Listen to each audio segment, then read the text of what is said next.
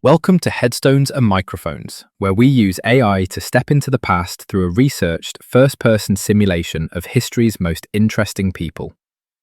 I am your host, Calvin. While we've added some creative storytelling, our goal is to inspire your own study of these fascinating lives. Now, let's meet our guest. For those who may somehow not know who are you? I am John Wesley, an Anglican clergyman, and alongside my dear brother Charles, one of the founders of the Methodist movement. I spent the better part of my life traveling the countryside, preaching the message of God's grace to anyone who would listen. When and where were you born? I entered the world on June 17th, 1703. I was born in the rectory of a lovely rural little village called Epworth, located in Lincolnshire, England. What was your given name at birth? My given name at birth was simply John Wesley, though within our massive family, I was often just called John. Is there a story behind your birth name? There isn't a dramatic story behind the name itself, but a profound phrase became attached to me because of a life-changing event. When I was just 5 years old, our family rectory caught fire in the middle of the night. I was trapped upstairs, and the neighbors formed a human chain to pluck me from the window right before the roof collapsed. My mother always looked at me after that and referred to me as a brand plucked from the burning. She believed my life was spared because God had a specific mission for me. What was your hometown like growing up? Epworth was a rural, isolated parish, and truth be told, it could be quite politically and religiously tense. My father was a high church Anglican clergyman and a strict Tory, while many of the local parishioners were nonconformists. Because of these differences, the atmosphere in the village could occasionally be quite hostile toward our family. What was your family life like? Oh, it was bustling to say the least. I was the 15th of 19 children born to my parents, Samuel and Susanna Wesley, though sadly, due to the high infant mortality rates of the era, only 8 of us survived to adulthood. Our household was incredibly structured and deeply spiritual. My mother, Susanna, was the absolute anchor of our home. She was a brilliant woman who organized our daily schedules with absolute precision. What kind of kid were you? I was a rather small, serious, and deeply studious child.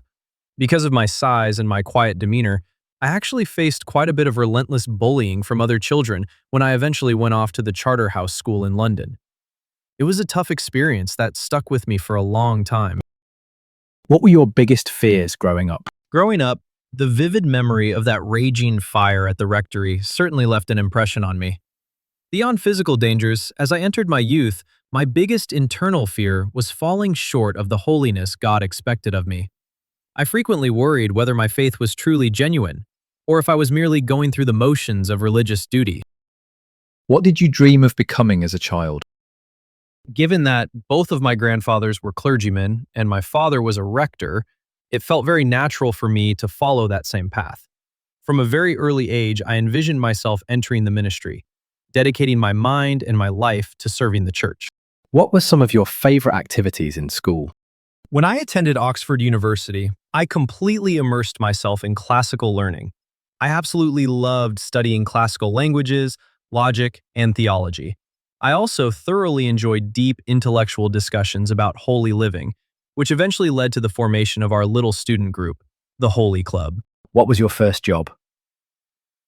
After receiving my degrees from Oxford and being ordained, my first official role was serving as a curate, which meant I returned home to Epworth for a couple of years to assist my ailing father with his ministry duties in the parish. Was there a moment where you realized you were different from everyone else? It wasn't so much that I felt superior, but rather that our method of practicing faith stood out.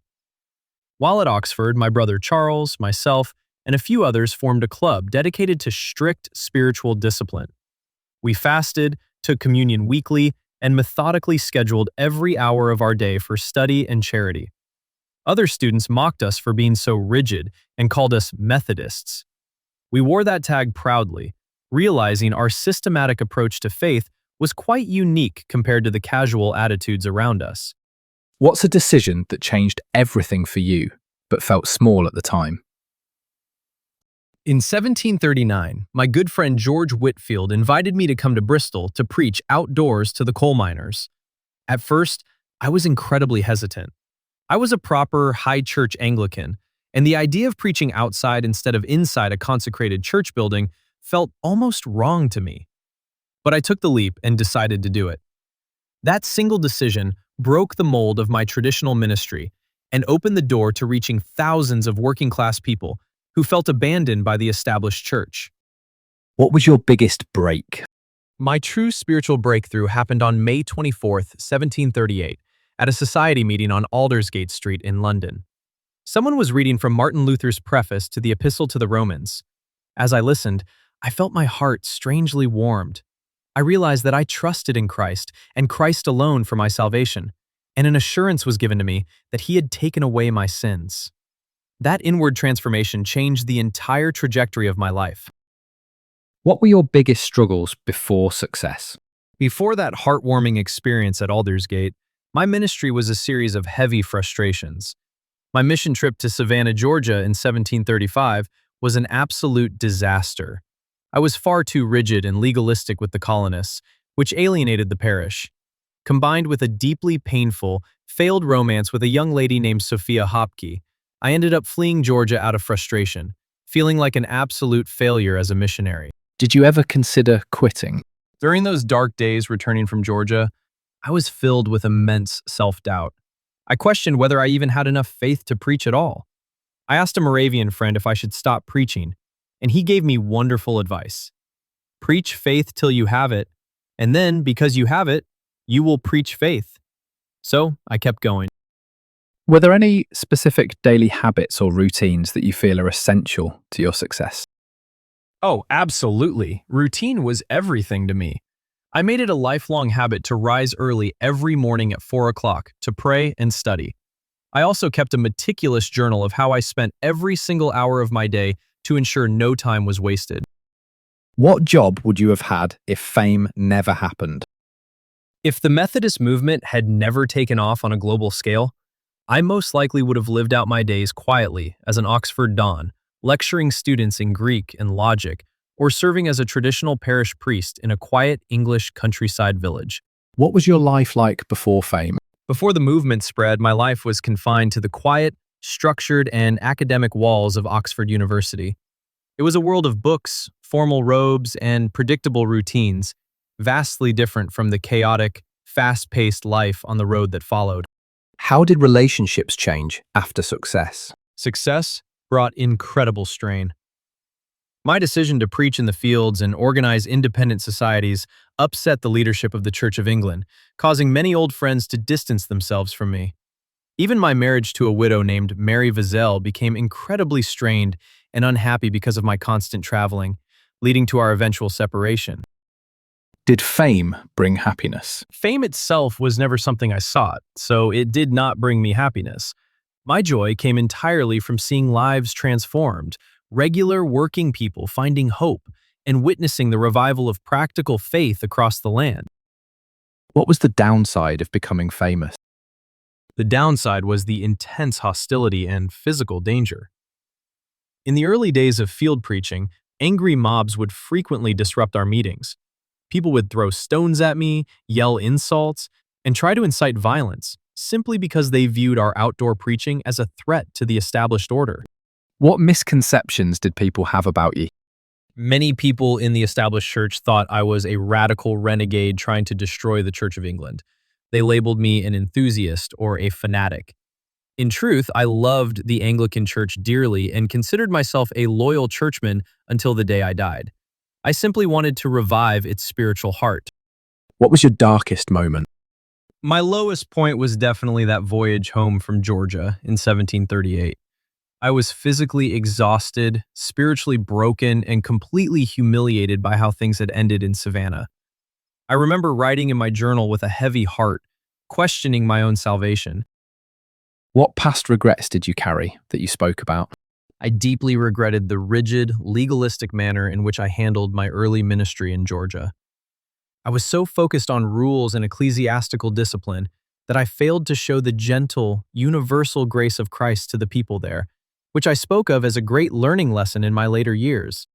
What's something people misunderstood about your life? People often misunderstood my love life and my relationships, which could admittedly be quite muddled and complicated.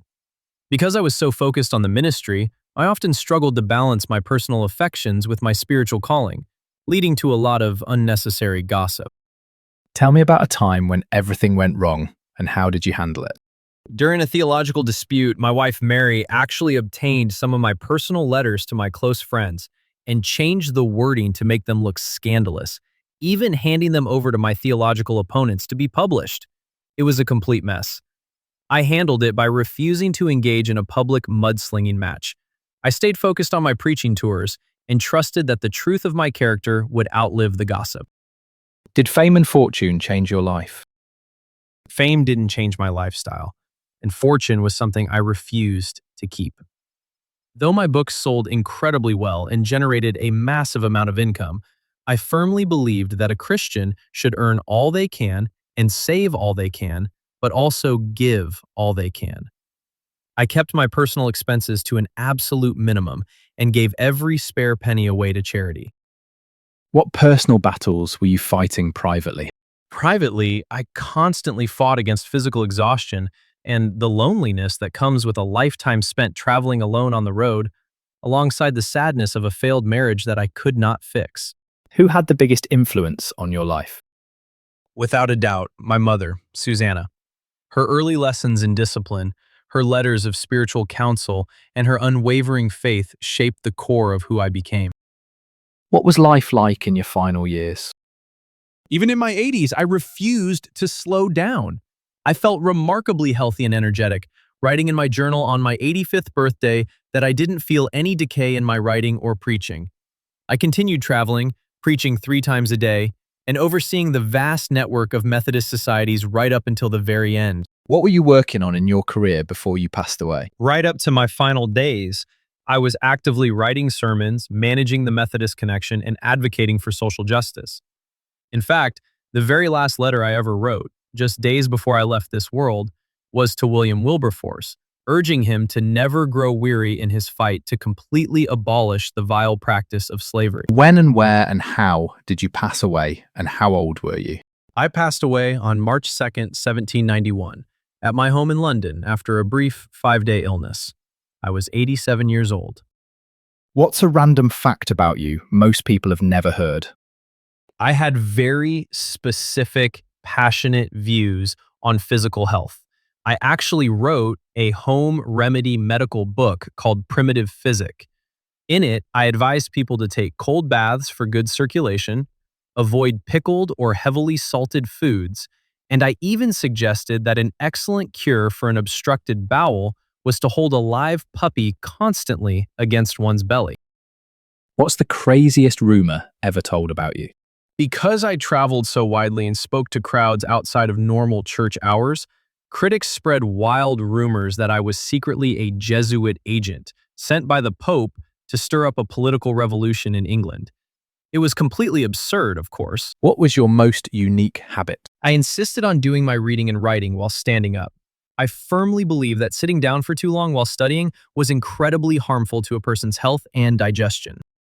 What was your favorite food? I didn't care for rich or highly seasoned delicacies. I preferred incredibly plain, simple food. I kept a strict diet, recommending about 8 ounces of animal food and 12 ounces of vegetables a day, always paired with a light supper. Did you have a favorite restaurant? We didn't have restaurants in the modern sense back then, but I spent my life eating at the modest tables of the regular working-class families and local preachers who graciously hosted me during my travels across the country. What was your favorite book?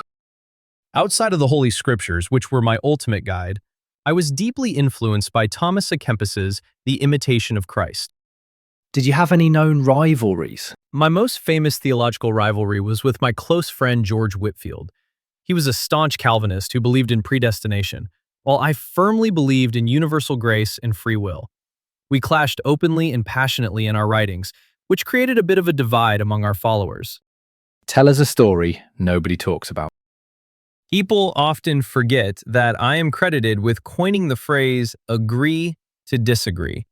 When George Whitefield passed away, despite our intense theological rivalries, I preached his memorial sermon.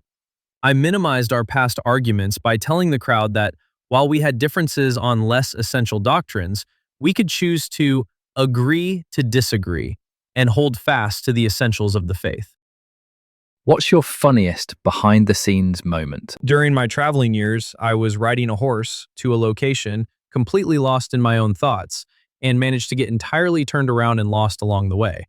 By the time I finally arrived at the destination, I discovered that the couple I was supposed to marry had given up on me and already gone ahead and wedded. Did you ever prank someone? I wasn't much of a practical joker. I was far too serious for that. However, my brother Charles and I would often catch our intense critics off guard by responding to their angry, public insults with absolute polite kindness, which completely disarmed them and left them looking quite foolish. What was the most outlandish purchase you made? I absolutely detested personal luxury, so I never made outlandish personal purchases. The closest thing would be the thousands of miles worth of horses I purchased over my lifetime, as a reliable horse was the only piece of worldly equipment I truly required to do my work. What advice would you give people chasing success? I would tell them to find a purpose that outlives their own life. True success is not found in accumulation. As I always said, earn all you can, save all you can, give all you can. Dedicate your energy to lifting others up. John, do you have any closing remarks about the interview or the stories you shared that you would like to share with the listeners before signing off? I just want to remind everyone that no matter how messy or difficult your journey looks, or how many times you stumble, there is always grace available to start fresh. Best of all is, God is with us.